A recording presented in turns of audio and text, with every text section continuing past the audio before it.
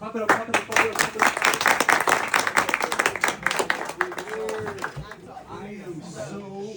I'm so fired up to be here. I actually am just like all of you guys. I grew up in Philadelphia with my 6 siblings, single parent household. We moved at least 18 times before I turned 18.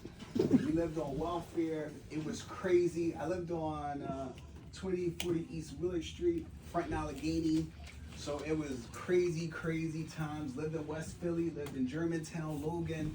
We were doing it all, having fun, wilding out in middle school. I remember hooking, smoking weed, drinking cigarettes, getting D's, getting C's because I was cute. And I got a couple B's because, you know, I hang out with the beauty girls, beautiful women.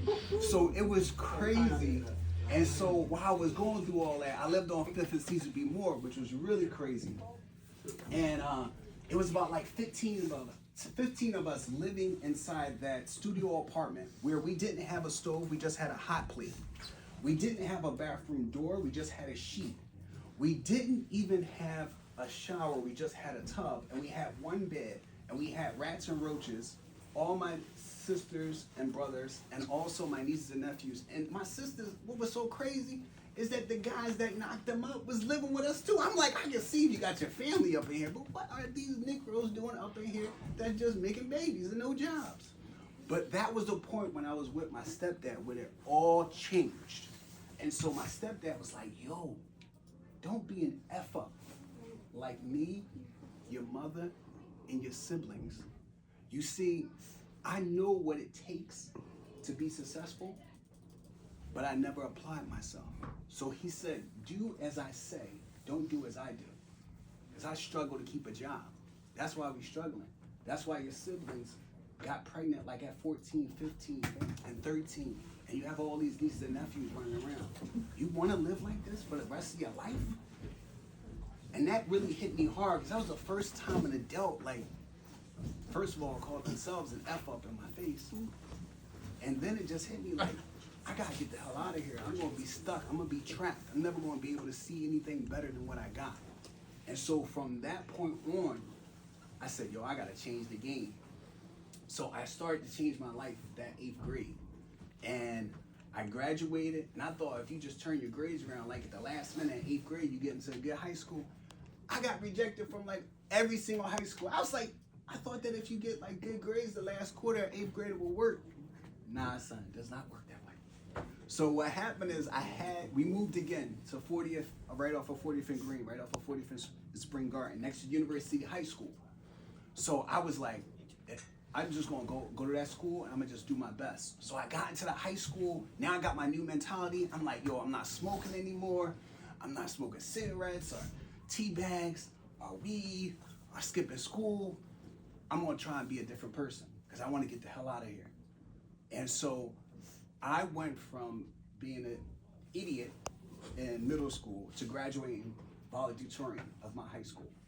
And I was captain of the track team and of the debate team. And I also was school president and class president.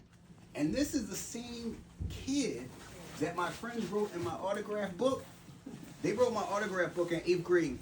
I can't believe we made it because 2 of my sisters never graduated from high school.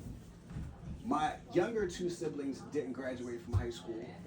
And my older brothers barely made it out. So they were like, damn, you ain't even used to come to school. How you gonna do a 180?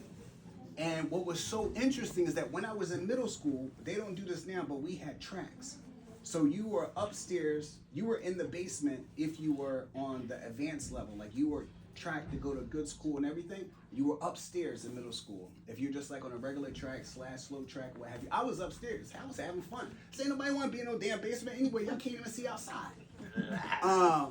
And that person wrote that in my book, but I graduated from Bowdoin, graduated from University High School, first in my class, and got a full presidential scholarship.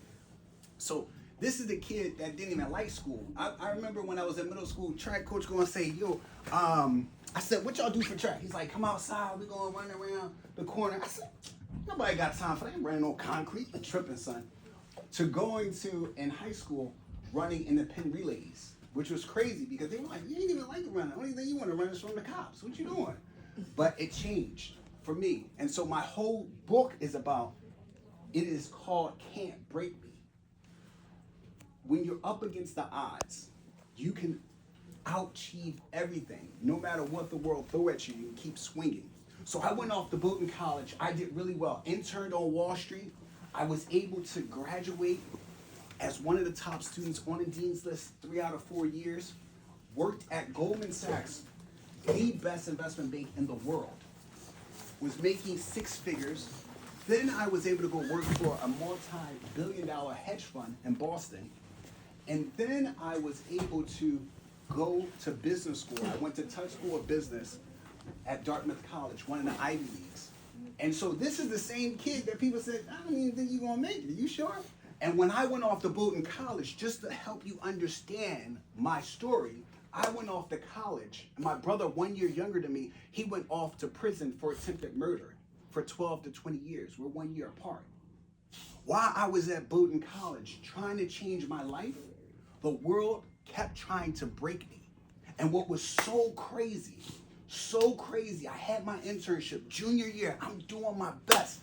I got this internship. I'm doing investment banking, working 80, 90 hours a week. I just went home for the weekend, bought my mother a refrigerator, a stove, bought my sister a refrigerator, stove, rented out a little old limo, took all my nieces, nephews to the arcade, went back, and now it was the day when I had to meet with my boss, and they'll tell you if you got an offer, a full-time job, which can lead to a 6-figure salary.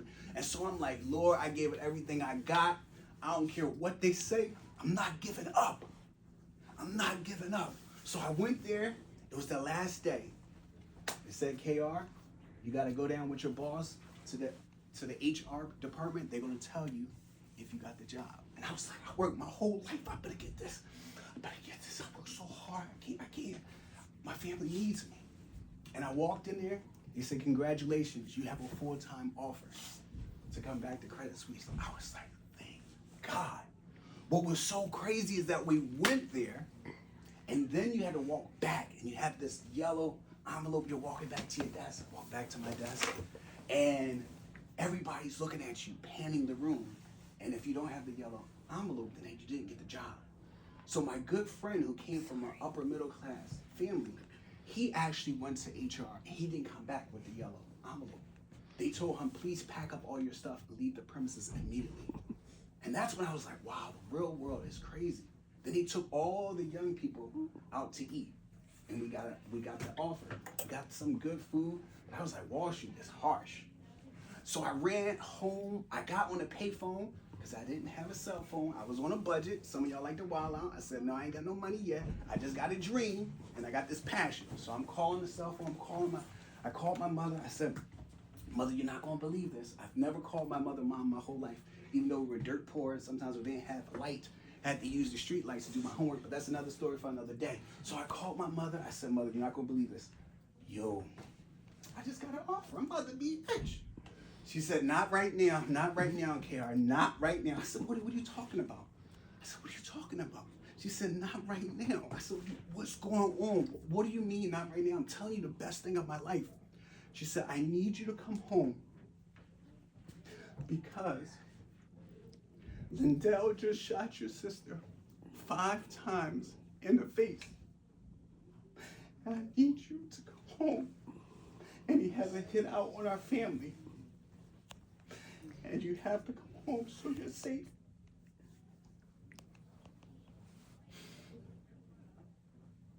So at that moment, everything just stopped. It was so quiet in my world that you could hear a cotton ball hit the ground. So I went back to my room, gathered my belongings. One of my friends said, I'll ride back with you on a Greyhound. I said, once we got to like 11th and Arch, I just told him, I said, this is where your story ends. You need to go back to New York for your own safety. And so my family, we all gathered at my brother's house in West Philly because Lindell, who shot my sister, was the father of her 3 children. He was going around on a rampage, and he also killed a taxi driver. But he eventually turned himself in. He went to church, he turned himself in, he got turned in. So we were safe. But I highlight that story because at that moment, I had to decide, am I going to be broken or am I going to overcome the odds? And I said, you know what? I have to do this for my sister. I have to do this for my family members. I remember my niece, Ladea, she was 4 years old. And we were sitting on the steps right next to each other. And I said, Dea, how are you? She said, Uncle, as y'all would say, Unc, don't worry about it. You got to be strong for my mom. And this is a 4-year-old. Because some of us in our environments, we have to grow up faster than other people. We don't have the luxury of just saying, I'm going to take it easy. Everything relies on us, figuring out who is going to help us. Like when I was in high school, Dr. Portner was one of those people for me. I said, look, I don't always have nurturing environments or have the most positive people, but I need somebody that I can count on. Sometimes give me a few dollars so I can get something to eat, or drop me off, or give me some money for tokens. And Dr. Portner was one of those people. And just like some of these professionals in here. So I had to learn how to be vulnerable. I had to learn how to open up and not be afraid and put myself in nurturing environments, places that will love hard on me, because I knew I couldn't get those things at home sometimes and also in foreign environments. So I went back to school. But before I went back to school, I had to go do some interviews. I had interviews lined up. And I went back the next week. I told my family, I have to do this. I went back. I got offers at all those banks in New York that I interviewed with. And then I called and told them, I said, my sister passed away. They said, oh my, you killed all your interviews. It's because we never let them see us sweat. But we understand that we have other people that we can express our deep feelings to.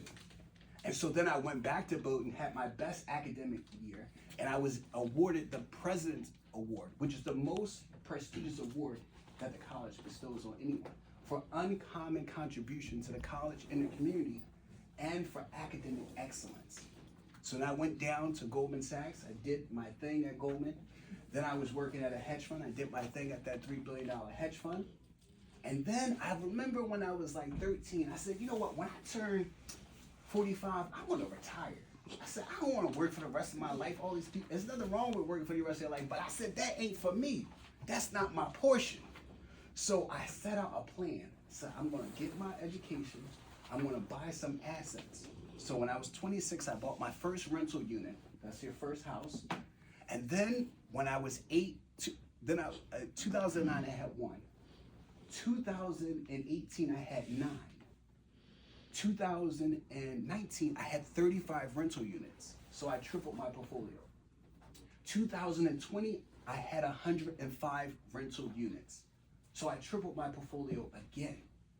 I bought 70 rental units during the pandemic. And when I say rental units, I mean apartment buildings. I own a 24-unit apartment building, a 14-unit apartment building, 2 12-unit apartment buildings, 1 9-unit apartment building, 2 6-unit apartment buildings, 2 5-unit apartment buildings, triplexes, single families. And I put my name on a few of them, just so I can remember who I am. I remember driving with my brother, and we were driving by. I said, isn't that nice how my name on it? He said, fool, you put it up there. I said, you always know how to mess up a moment. Just enjoy the moment. It's interesting they put your name up there. And I don't say this to impress you. I just want to impress upon you that if you decide on your own, and some of y'all, this is going to go through one ear and go out the other, but there are going to be 1 or 2 people in here that this message is going to resonate with you, and you're going to say, today is the day that my journey starts. And so I was able to not only change my life in terms of educational, but also on a financial level. But then my business partner, who is one of my students, has said, KR, I see you taught me how to invest in real estate. Why don't you get on social media? And my niece and nephew like, oh, you're too old to be doing that. And so my business partner and I, we're on KJ Consulting and on IG, and there's only 2 of us when we first started. And that was 2020. Now we have close to 85,000 followers, and we follow no one. And so I was able to build a following by teaching people about real estate, teaching people about motivation, inspiring people. And then I got a lot of publicity and was on the news. And then if you probably saw, some of y'all saw my video, but also Market Watch, where it has close to 500,000 views, and another one, Korean Broadcasting System, has over 1 billion views. Because I always tell people, if you do what's necessary, then you do what's possible, you will find yourself doing the impossible. I didn't know I would become a multimillionaire where I can hire family members and provide housing to people that look like us in this room and other people that don't look like us. Because money is money. That's the number one game I'm playing. And so I wanted to, instead of just going here and talk about chapter 1 and 2, I thought it would be more impactful for you guys to understand the stories that are tied and roped into my book. And so I'm going to open it up for questions.